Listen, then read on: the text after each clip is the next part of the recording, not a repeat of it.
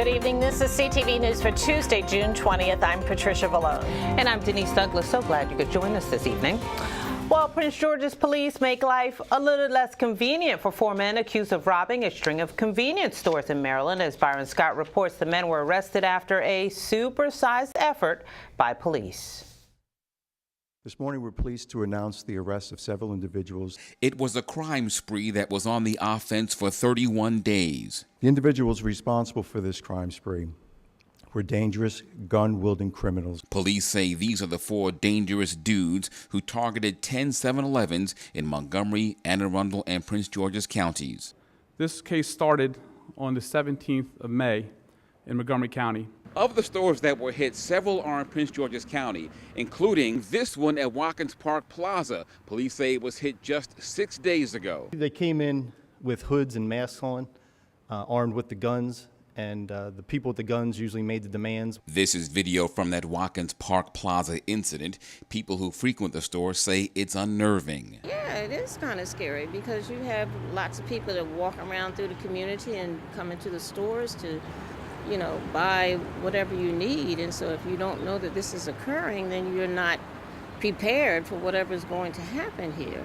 Police say on the days they operated, the quartet committed up to 3 robberies a day. Early on, police identified their car, narrowing the search. And on June 16th, after this 7-Eleven in Suitland was hit, the suspects were collared. We have some patrol officers that happen to see this white Nissan, and they make a traffic stop on it. It's when they're on the scene of the traffic stop itself that they're made aware that we had just had a robbery. Arrested were brothers Keone and Kyrie Banks, Tyrone Murphy, and Leighton Williams. All are from D.C. Police say they made off with an undisclosed amount of cash and cigarettes. These guys came here with a mission. They were going to go ahead and get what they came for, and they weren't going to stop. Not going to stop, police say. Unless we stop them. Byron Scott, CTV News.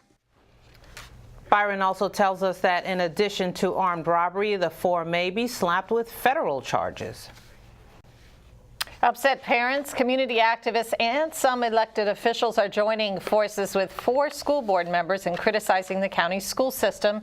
As we reported yesterday, board members Edward Burrows, David Murray, Rahila Ahmed, and student member Jawan Blocker sent a letter to Governor Larry Hogan calling for an investigation of alleged grade fixing. Senator Anthony MUSE held a meeting last night to gather testimony from teachers and principals. In addition, some of those who spoke complained about other issues like the mistreatment of teachers and bus drivers.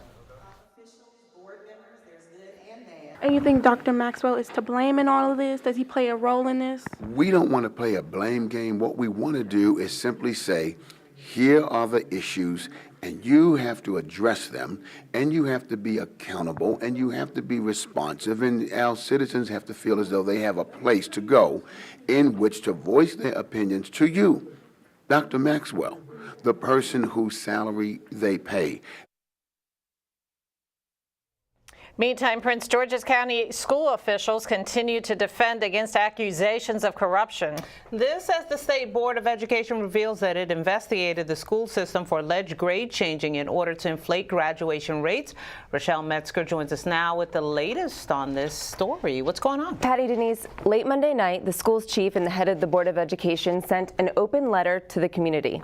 And in their letter, CEO Dr. Kevin Maxwell and School Board Chair Dr. Segun Eubanks expressed anger and disappointment over the accusations made by several board members. They say they are baseless and they're purely political. Now, despite similar concerns voiced by parents and other stakeholders to CTV, the administration stands firm that the county's high school diplomas reflect, quote, rigor and excellence, a belief shared by appointed board member Curtis Valentine, who says he learned of the letter sent by colleagues to Governor Hogan on the internet. It's frustrating, but I'm here to defend our school system. I'm here to defend our educators and defend our parents who push very hard to ensure we have multiple pathways to graduation. And what we're doing the same thing that's happening in other systems in the DMV. And it's unfortunate that my colleagues chose to highlight this issue as opposed to highlighting all the great things that are happening in our school system. What the teachers were following was a new grading policy that was voted on by the same colleagues who submitted the letter.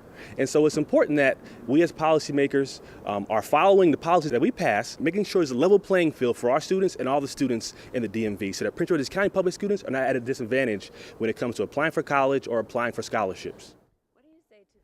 Meantime, the State Board of Education released a letter from earlier this year detailing an investigation into an anonymous complaint.